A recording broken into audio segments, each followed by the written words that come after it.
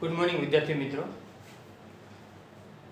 ધોરણ 11 વિષય અર્થશાસ્ત્ર. આગળના વિડિયોની અંદર આપણે જે છે અર્થશાસ્ત્ર વિષયનો પ્રાથમિક પરિચય અને આપણા અભ્યાસક્રમ વિશે એટલે કે આપણી અનુક્રમણિકા જે છે આપણે જોઈ. ત્યારબાદ આપણે જે છે અત્યારે તો કે અર્થશાસ્ત્રની અંદર પહેલું ચેપ્ટર અર્થશાસ્ત્ર વિષય પ્રવેશ.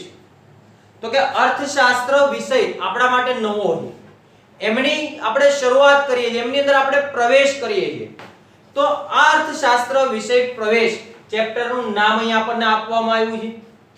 એમની અંદર આપણે પ્રસ્તાવનાથી શરૂઆત કરીએ તો સૌપ્રથમ આપણે જોઈએ તો કે માનવી જે છે એમને આપણે સામાજિક પ્રાણી તરીકે આપણે લઈએ છીએ.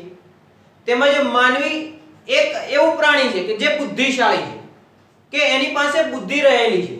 એ પોતાના કાર્યો જે છે એ પોતાની બુદ્ધિથી, પોતાની ચતુરાઈથી જે છે એ પોતાના કાર્યો કરે છે. એટલે કે માનવી જે છે એ માનવી બુદ્ધિશાળી પ્રાણી છે.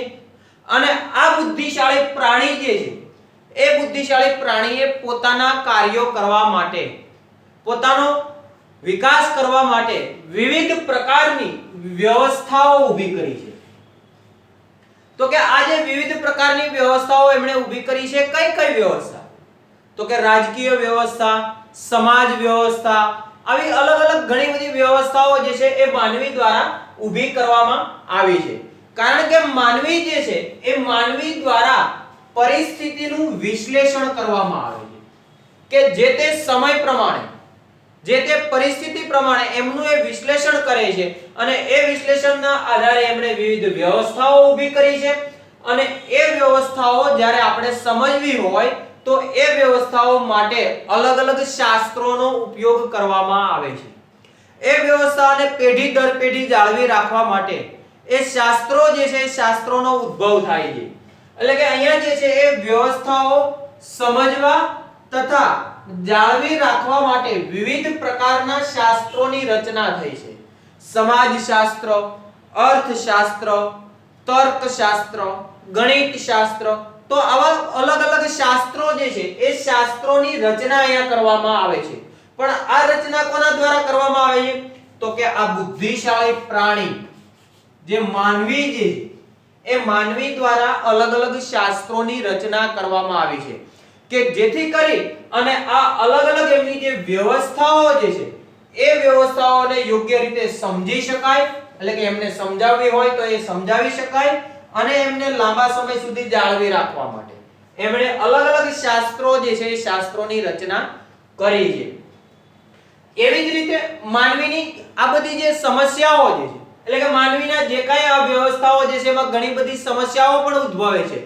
સમાજને લગતી કેટલીક સમસ્યાઓ, આર્થિક ક્ષેત્રને લગતી કેટલીક સમસ્યાઓ. તો એ બધી જે સમસ્યાઓ જે છે એ સમસ્યાઓની અંદર માનવીની આર્થિક સમસ્યાઓ જે છે, આપણે આર્થિક અને બિનઆર્થિક પ્રવૃત્તિ જોઈએ છે, આપણે વાણિજ્ય વ્યવસ્થાની અંદર પણ જોઈએ.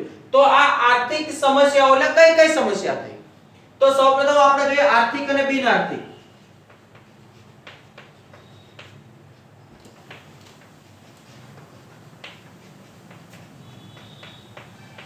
તો અહીંયા આર્થિક અને બિનઆર્થિક બે બાબત આપી. તો આર્થિક પ્રવૃત્તિ એટલે કેવી પ્રવૃત્તિ? તો કે કશુંક મેળવવાના ઉદ્દેશથી આપણે કરતા હોઈએ.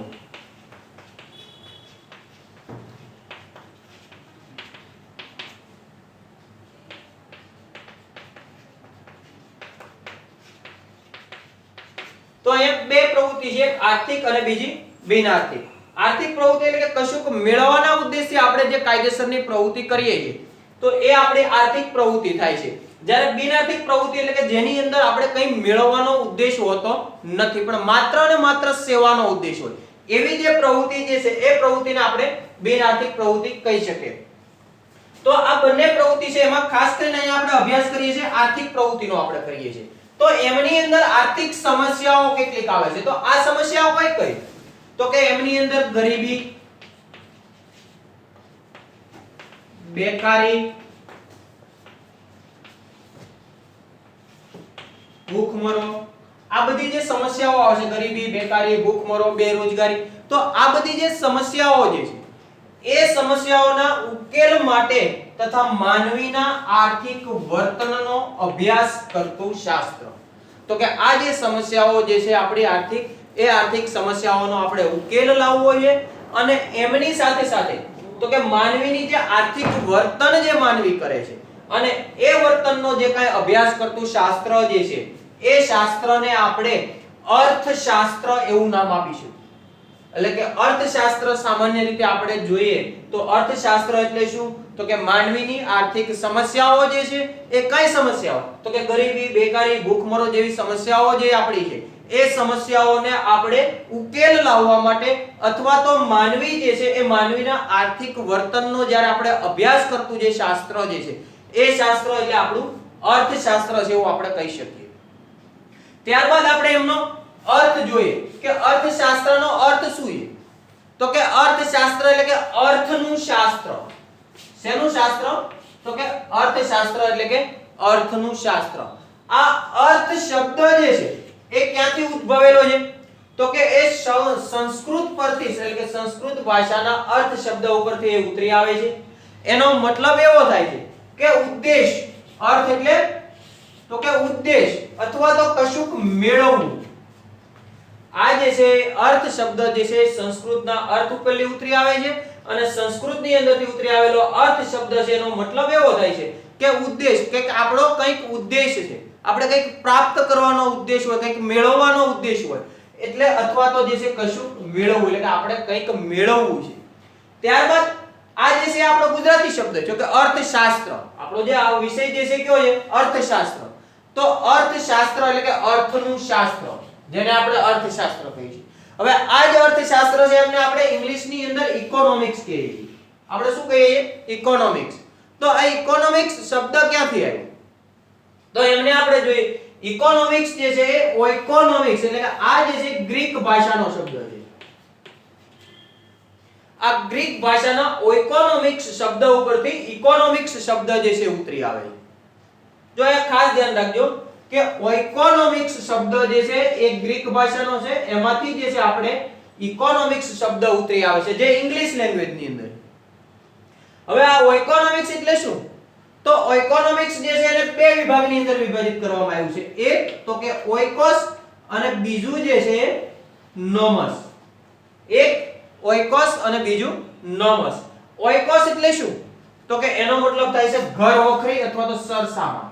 એટલે કે આપણા ઘરનો સામાન, આપણા ઘર વખરી જે આપણે કહીએ છીએ તો એ ઓઇકોસ એટલે કે ઘર વખરી અથવા તો સરસામાન થાય છે અને નોમસ એટલે કે વ્યવસ્થા. તો કે આપણા ઘરનો જે સરસામાન જે છે, આપણી જે ઘર વખરી જે છે એની વ્યવસ્થા કરવી એટલે શું થાય? ઓઇકોનોમસ.